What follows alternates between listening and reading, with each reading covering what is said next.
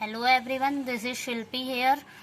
We were discussing chapter number 3 class 8 का understanding quadrilaterals. Last video में I have talked about diagonals. तो diagonals की definition क्या है एक बार recall कर लेते हैं. A line segment connecting two non-consecutive vertices of a polygon. इन सब के बारे में हम लास्ट में डिस्कस कर चुके हैं. अगर आपको कुछ भी डाउट है तो आप प्रीवियस वीडियो जरूर देखिए. अब लाइन सेगमेंट क्या होता है एक बार और बता देती हूँ. लाइन सेगमेंट क्या होता है, टू पॉइंट्स को मतलब टू एंड पॉइंट्स को ज्वाइन करने वाली मिनिमम डिस्टेंस की जो लाइन होगी, मिनिमम डिस्टेंस मतलब मिनिमम लेंथ की जो लाइन होगी, उसको मिनिमम लेंथ होगा जो इन दोनों के बीच में, उसको हम लाइन सेगमेंट बोलते हैं. लाइन सेगमेंट बोलते हैं.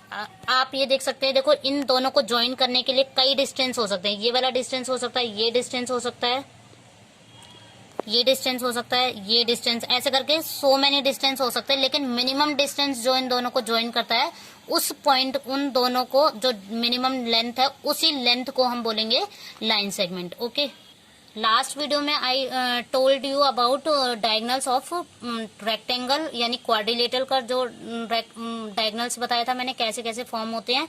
अब हम देखते हैं ट्रायंगल के अंदर डायगोनल क्यों फॉर्म नहीं हो पाते, उस चीज को हमें बताना था. तो ये जैसे सपोज ए बी सी, ये 3 वर्टिसेस हैं इस ट्रायंगल के.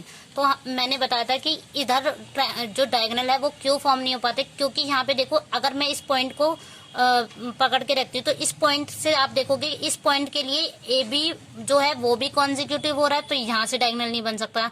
ऐसे ए सी लेंगे, जो डिस्टेंस लेंगे मतलब ए सी वाला लाइन सेगमेंट लेंगे तो भी, क्योंकि कॉन्जिक्यूटिव में बैठा है, तो कॉन्जिक्यूटिव तो हमें लेना ही नहीं है. डायगोनल की डेफिनेशन में बोल रहा है टू नॉन कॉन्जिक्यूटिव साइड जो वर्टिसेस होते हैं उनसे जो डिस्टेंस फॉर्म होता है, उस डिस्टेंस को यानी उस लाइन सेगमेंट को हम बोलते हैं डायगोनल्स. लेकिन यहाँ पे क्या है, ए सी भी नहीं ले सकते और ए बी भी नहीं ले सकते. इस टाइप से बी को से अगर हम लेना शुरू करें तो बी ए भी नहीं ले सकती मैं, क्योंकि बी इसके ए जो है इसके बी के कॉन्जिक्यूटिव साइड पे बैठा हुआ है. ऐसे बी सी भी नहीं ले सकते हम डायगोनल्स के लिए, क्योंकि सी बी के कॉन्जिक्यूटिव साइड पे बैठा हुआ है. ऐसे सी पॉइंट से अगर मैं चेक करूं तो सी ए भी हमारा डायगोनल नहीं हो सकता, क्योंकि ए हमारा जो है सी के कॉन्जिक्यूटिव साइड पे बैठा हुआ है. तो ना तो ए सी डायगोनल हो सकता, ना ही सी ए डायगोनल हो सकता है. अब सी बी भी नहीं होगा तो यहाँ पे हमारा कोई भी डायगोनल फॉर्म नहीं हो पाता, इसलिए ट्रायंगल के अंदर हमारा कोई भी डायगोनल फॉर्म नहीं हो. अब हम बात करते हैं interior and exterior of a closed curve. यहाँ पे सिर्फ क्लोज्ड कर्व बोला, सिंपल क्लोज्ड कर्व नहीं बोला है. सिर्फ क्लोज्ड कर्व का इंटीरियर क्या होता है और एक्सटीरियर क्या होता है. सपोज मैंने कोई भी क्लोज्ड कर्व ले लिया है, तो इसका जो इंटीरियर होगा वो हमारा इसके अंदर वाला पोर्शन होगा. अंदर वाला पोर्शन, तो हमने क्या चेक करा है, इस इंटीरियर के अंदर वाला पोर्शन मतलब ये जो बाउंड्री है उसके अंदर वाला पोर्शन हमारा इंटीरियर होगा. तो इसका मतलब क्या है, इस इंटीरियर जो, तो इस हमें ये तो इंटीरियर हो गया. अब एक्सटीरियर देख लेते हैं सिंपल क्लोज्ड कर्व का. सिंपल नहीं सॉरी, क्लोज्ड कर्व का ही हम क्या देख रहे हैं, एक्सटीरियर देख रहे हैं. तो ये क्लोज्ड कर्व है और इसका एक्सटीरियर होगा इसके बाहर वाला पोर्शन. तो इन दोनों में एक्चुअल में डिफरेंस है क्या, यहाँ पे बाहर वाला पोर्शन है और यहाँ पे अंदर वाला पोर्शन है. बस इसमें इतना डिफरेंस है कि इस इंटीरियर के पास हमारी बाउंड्री है और एक्सटीरियर के लिए कोई बाउंड्री नहीं होती, क्योंकि एक्सटीरियर हम कहीं तक भी ले सकते हैं, तो इसकी कोई बाउंड्री नहीं होती. तो हम लिख सकते हैं interior has boundary, interior has a boundary and exterior has no boundary, no boundary. अभी ये मैं बताती हूँ ये हमने पढ़ा क्यों है, इसके लिए अब हम आगे पढ़ते हैं कॉनकेव और कॉन्वेक्स पॉलीगन्स होते क्या हैं. कॉनकेव और कॉन्वेक्स पॉलीगन के लिए सबसे पहले हम बुक में देख लेते हैं, फिर इसको मैं अंडरस्टैंड करने के लिए मैं आपको बोर्ड पे बताऊंगी. तो यहाँ पे आप देखोगे कि ये सारे जो हमारे हैं कॉन्वेक्स पॉलीगन है और यहाँ पे ये जितने भी हैं ये कॉनकेव पॉलीगन्स है. तो इन दोनों में डिफरेंस क्या है आप यहाँ पे रीड कर सकते हैं ये कि पॉलीगन्स दैट आर कॉन्वेक्स, जो पॉलीगन कॉन्वेक्स है उनमें कोई भी portion of their diagonals in their exterior or any line segment joining two different points is in the interior of the polygons. इसमें इसका कहने का मतलब है इसका उन जो हमने अभी स्टेटमेंट पढ़ी है उसमें हमें ये पता चल रहा था कि ये तो हमारा कॉन्वेक्स पॉलीगन है और ये हमारा कॉनकेव है, कॉनकेव पॉलीगन.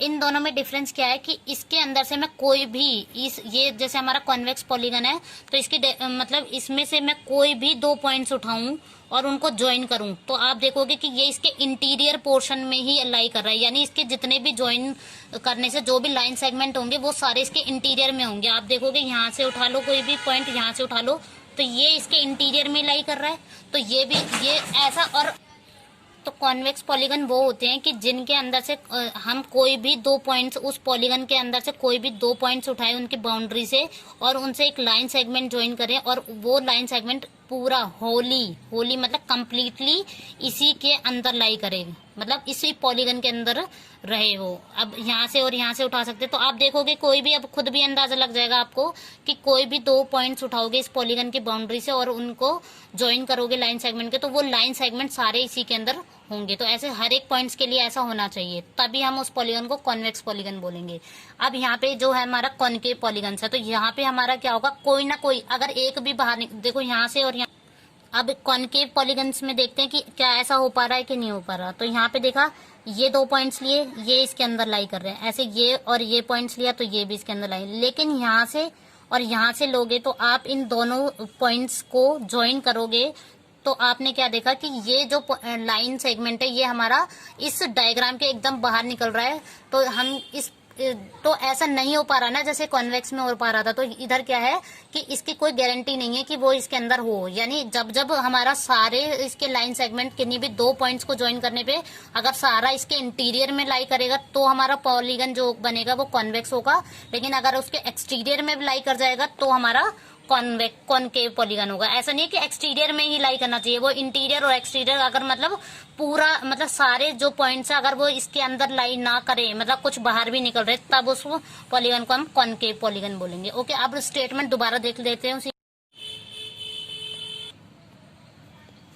अभी स्टेटमेंट को दोबारा देख लेते हैं। Polygons that are convex have no portion of their diagonals, मतलब उनका कोई भी पोर्शन उनके डायगनल्स का इन दियर एक्सटीरियर, कोई भी मतलब वो पोर्शन एक्सटीरियर में नहीं होगा, या फिर क्या बोल सकते हैं, और any line segment joining any 2 different points, या फिर क्या बोल सकते हैं एक्सटीरियर में नहीं होगा, या फिर एक ही बात है कि वो जो उसका लाइन सेगमेंट्स को जो ज्वाइन करने वाले 2 पॉइंट्स होंगे उनसे वो जो लाइन सेगमेंट है वो क्या होगा, इंटीरियर ऑफ द पॉलीगन, यानी lies Holi in the interior of it. ये कॉन्वेक्स के बारे में बात कर रहा है जो अभी हमने पढ़े थे। आगे बोल रहा है is this true for concave, नहीं कॉनकेव में हमारा नहीं हो पा रहा था क्योंकि इसमें देखो आप एम शेप आ रही है, तो एम शेप आ रही है इन कॉनकेव पॉलीगन्स को। आप ध्यान से देखिए, ये रहा कॉनकेव पॉलीगन्स, कॉनकेव पॉलीगन्स है ये। तो इसमें आप देखोगे सब में एम टाइप शेप आ रही है, तो एम टाइप शेप जब भी बनेगी हमारी तो इसमें क्या होगा, इसमें 2 पॉइंट्स को जब भी ज्वाइन करोगे तो हमारा ये जो एक ना एक डायगोनल हमारा बाहर निकल जाएगा, तो बाहर निकल जाएगा तो हमारा ये कॉन्वेक्स पॉलीगन नहीं बन पाएगा, तो इसी को कॉनकेव पॉलीगन बोलेंगे। एक और डेफिनेशन है वो भी बता देती हूँ। तो एक कॉनकेव पॉलीगन की ये भी डेफिनेशन मानी जाती है कि एटलीस्ट 1 एंगल, इसमें कम से कम एक एंगल हमारा ग्रेटर देन 180 डिग्री होना चाहिए। तो कॉनकेव पॉलीगन में हमारा at least 1 angle is greater than 180 degree. तो डायग्राम ये वाला होगा, वो वाला थोड़ा बाय मिस्टेक दूसरा हो गया था। तो आप ये देखिए, ये वाला कॉनकेव पॉलीगन है। अब इसमें मैं ये बताती हूँ कि 1 एंगल ग्रेटर देन 180 डिग्री कैसे बन रहा है। इसको रोटेट करें तो अगर हमारा ये जो पोर्शन है, ये वाला एंगल मैं अगर चेक करूँ तो ये 180 डिग्री से ग्रेटर कैसे है। देखो नीचे इस टाइप की शेप बन रही है, इसको मैंने ऐसे रोटेट कर दिया सपोज, तो आप देखोगे अगर यहाँ का इसका एंगल बताना है 180 से ग्रेटर कैसे, तो आप देखोगे अगर यहाँ पे अगर मैं इसको पैरेलल लाइन खींच दूं यहाँ से तो यही 180 डिग्री है, तो ये वाला एंगल तो एक्स्ट्रा हुआ इसके साथ, ये जो दोनों साइड है तो ये 180 डिग्री है और इनमें ये एंगल्स और ऐड होने हैं क्योंकि हमें लेना है यहाँ से लेके यहाँ तक, तो ये हमारा 180 से ग्रेटर हो गया। तो आप खुद देख सकते हैं कि इसमें एटलीस्ट 1 एंगल होना चाहिए, हर एक एंगल की बात नहीं कर रहे, इसमें एक एंगल हमने चेक कर लिया, ये 180 से ग्रेटर है, तो ये हमारा कॉनकेव पॉलीगन हो गया। अब कॉन्वेक्स की बात कर, कॉन्वेक्स पॉलीगन क्या होते हैं, इसमें all angles are less than 180 degree होते हैं, तो सारे एंगल्स इसके 180 डिग्री होंगे। आप देख सकते हैं कि ये एंगल ये 90 से भी कम है, ये भी 90 से कम है, तो ये सारे एंगल्स जो है हमारे 180 से कम है। लेकिन मतलब ये तो 90 से ही कम है, तो 180 से तो कम अपने आप हुआ, मैं वो बताना चाह रही हूँ। लेकिन डेफिनेशन में हमें बोलते हैं कि all angles are less than 180 degree से सारे लेस होने चाहिए, तो हम कॉन्वेक्स पॉलीगन बोलेंगे। दूसरी डेफिनेशन इसकी क्या थी कि इनमें से कोई भी दो पॉइंट्स को ज्वाइन करेंगे तो वो सारा कंप्लीटली इसी के अंदर होना चाहिए, जितने भी लाइन सेगमेंट इससे बनेंगे, तो वो ज्यादा बेटर डेफिनेशन है, ये एनसीईआरटी के अकॉर्डिंग। बाकी दोनों डेफिनेशन मानी जाती है। तो ओके, अब नेक्स्ट टॉपिक की तरफ चलते हैं। Next topic is our regular and irregular polygons. Regular polygon और इरेगुलर पॉलीगन्स होते क्या है, इसको डिटेल में डिस्कस करने से पहले एक बार हम बुक में देख लेते क्या इन्होंने स्टेटमेंट दी हुई है। रेगुलर, यहाँ पे आप देख सकते हैं कि 3.2.4 जो आर्टिकल है इसमें, a regular polygon is both equi angular. Equi मतलब इक्वल, एंगुलर मतलब एंगल से, तो इक्वल एंगल होना चाहिए उसके अंदर, एंड इक्विलेटरल। तो इक्विलेटरल जो वर्ड है, तो इसका मतलब क्या होता है, इक्विलेटरल का मतलब है इक्वल, और लेटरल मीनिंग होता है साइड, तो इक्वल साइड्स भी होना चाहिए। For example, a square has sides of equal length and equal angles of equal major. अब इसके एग्जांपल्स देख लेते हैं कि कौन कौन से हमारे रेगुलर पॉलीगन बनेंगे। रेगुलर में मैंने बताया था इसके अंदर दो बात होती है, इक्वी एंगुलर यानी इक्वल एंगल होना चाहिए, जितने भी इसके एंगल्स होंगे वो सारे इक्वल होने चाहिए। दूसरी बात थी इसमें एंड इक्विलेटरल।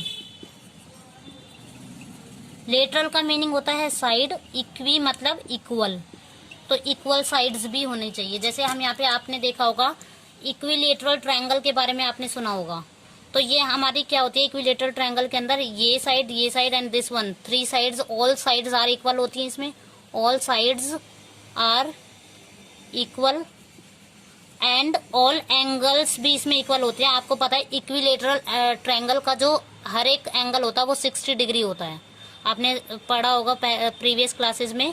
तो यहाँ पे कितना होगा, ऑल एंगल्स आर सेम, तो ऑल एंगल्स भी इसमें सेम होते हैं, यानी ऑल एंगल्स आर इक्वल। तो हमने देखा ये इक्विलेटरल ट्रायंगल है, ट्रायंगल का नेम क्या है, इक्विलेटरल ट्रायंगल।